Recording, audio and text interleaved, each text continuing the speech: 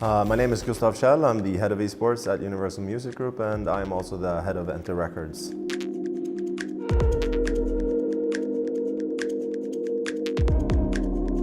Yeah, so when we first looked into creating this dedicated label, we were looking at data from Spotify, from various sources on the gaming audience, the esports audience, and we saw that they are the heaviest consumers of music. And that they listen to essentially every genre out there. So they are heavy consumers and they consume, all sorts of music. Obviously that gives you a good reason to start a label. You think that they would listen to electronic music, that's sort of the prejudice I think a lot of people have, or they think that gamers listen to that sort of music only, but that's not the case. They listen to pop music. However, what we have seen is that gamers, when you ask them, they say that they listen to electronic music or hip-hop music because it adds and feeds to their image of how they want to be perceived. And then we see in the Spotify data that they listen a lot to Justin Bieber. They actually consume more Justin Bieber than other target groups. So that's very interesting, that they are not honest when you ask them a straight question like that.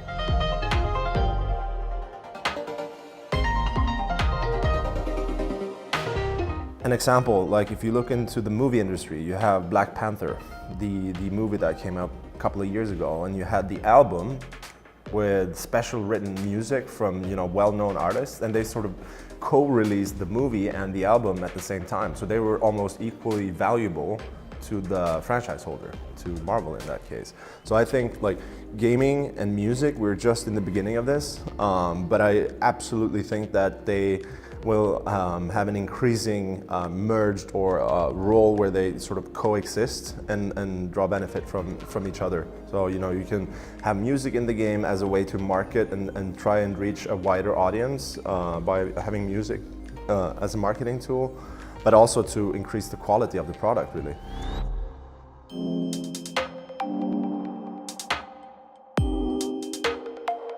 So for me, I think what is so interesting also about esports is, as we know, it's still in its infancy.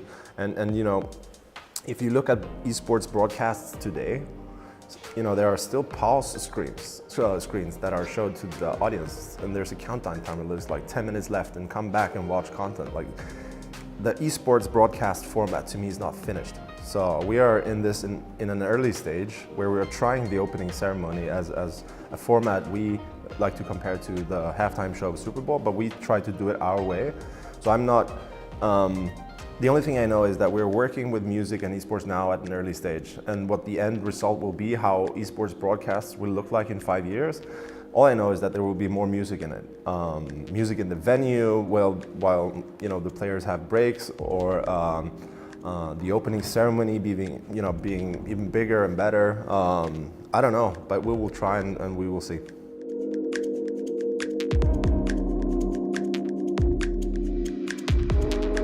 Music fit very well into the IEM sort of description, the CI, the brand. So for that reason, it made sense. I think, I want to try sort of rock bands. Perhaps maybe not on like an ESL One tournament, because their brand is the music I associate with the ESL One format is electronic music. But let's say, or look at like a DreamHack event, which I think like you could definitely put a rock band up there and it would work, because I think that there are more rockers that I don't know, watch DreamHack. Maybe that's wrong, but I think it would work to have any sort of genre or band on a stage. The most important thing though, however, is always to try and have a story as to why the artist is there. You and I talked about it a couple of weeks ago, the DJ Khaled on Overwatch. He suddenly appeared and it's like, why are you here? We have never seen anything Overwatch DJ Khaled,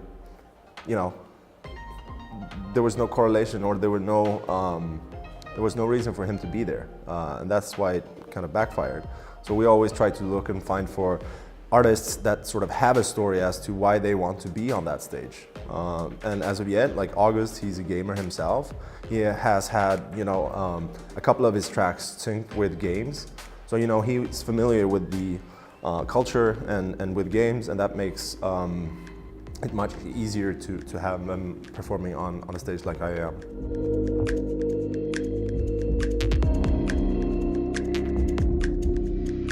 I think that the Fat Rat, again as an example, he has in the very near future a track that will become a mainstream radio played song worldwide all over. He has it in him. He has that talent. Now he has sort of the base fellowship to actually make that happen. So, obviously I don't see him being stuck in esports in any way.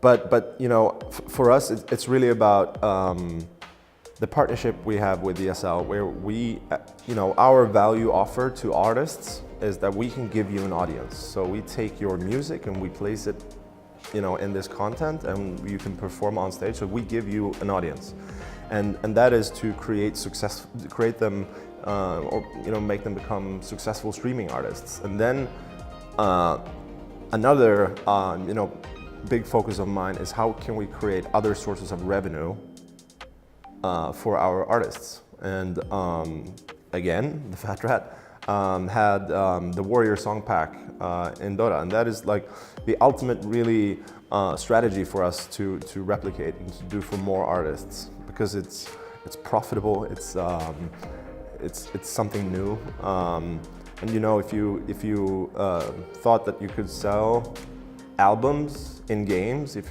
someone told you that 5 years ago, you would perhaps shrug and didn't believe in that person, but now it's happening, and we want to see more of that.